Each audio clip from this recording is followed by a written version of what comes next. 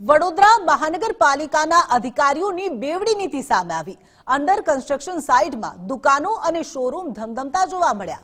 કોર્પોરેશને partially BU permission આપી અને લોકોના જીવ જોખમમાં મૂક્યા। કાયદાકીય રીતે આ પ્રકારની પરમિશન આપી શકાય નહીં તેમ વિપક્ષનું કહેવું છે। બિલ્ડિંગનું કામ પૂર્ણ થયા બાદ આપવામાં આવે છે બીયુ પરમિશન। સંવાદદાતા અલ્પેશ સુથાર આપણી સાથે વડોદરાથી જોડાઈ ગયા છે। અલ્પેશ, વડોદરાના મહાનગરપાલિકાના અધિકારીઓની જે બેવડી નીતિ સામે આવી છે તે મામલે શું કોઈ પ્રકારના પગલાં લેવામાં આવ્યા છે કે કેમ?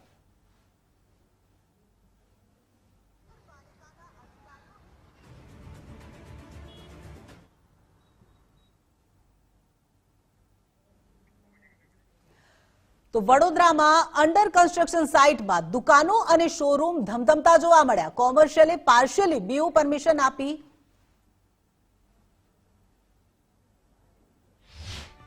બ્રાન્ડેડ શોરૂમ હોય કે મોલ હોય એમાં આવનાર તમામ લોકોને જીવનો રિસ્ક હોય છે। ઉપરથી કોઈ મટીરિયલ પડે, કોઈ માલ સામાન પડે તો એમને જીવનું જોખમ તોડાયેલું હોય છે।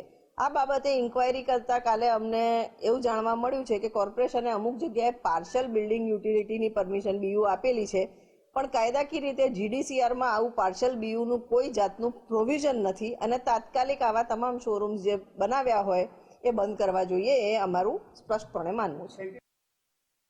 અલ્પેશ સુથાર જોડાઈ ગયા છે। અલ્પેશ, વડોદરામાં કોર્પોરેશને પાર્શિયલી બીયુ પરમિશન આપી અને લોકોના જીવ જોખમમાં મૂક્યા છે અને આ મામલે વિપક્ષે પણ માંગ કરી છે કે કોઈ કાર્યવાહી થાય।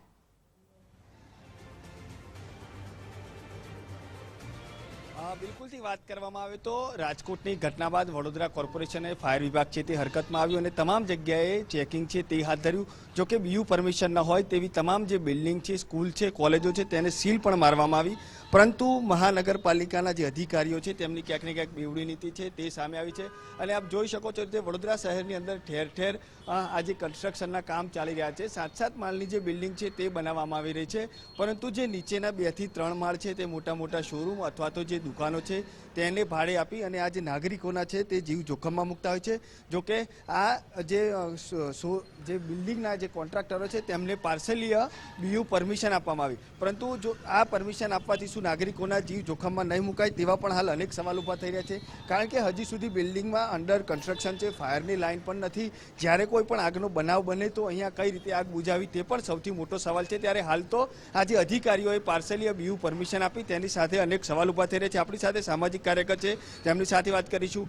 શું કહેશો અતુલભાઈ? એક તરફ પાલિકા છે તે કમ્પ્લીટ બિલ્ડિંગ હોય તો પણ બીયુ પરમિશન ના હોય તો સીલ મારે છે, અને બીજી તરફ અધૂરા કન્સ્ટ્રક્શનમાં પાર્શિયલી પરમિશન આપવાની કામગીરી કઈ રીતે જુઓ છો?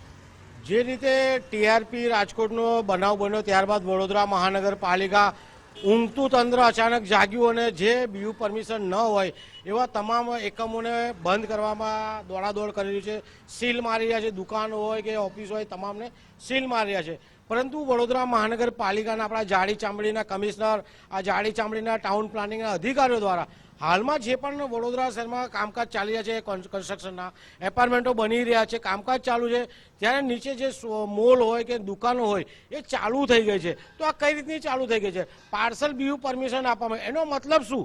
પાર્સલ બીયુ પરમિશન એટલે શું? એટલે ક્યાંક ને ક્યાંક વડોદરા શહેરના રાજકારણીઓ, વડોદરા શહેરના અધિકારીઓ જે ભ્રષ્ટાચારમાં આડોડે છે, આ બધું ભ્રષ્ટાચાર કરીને આ લોકોને પરમિશનો આપી છે।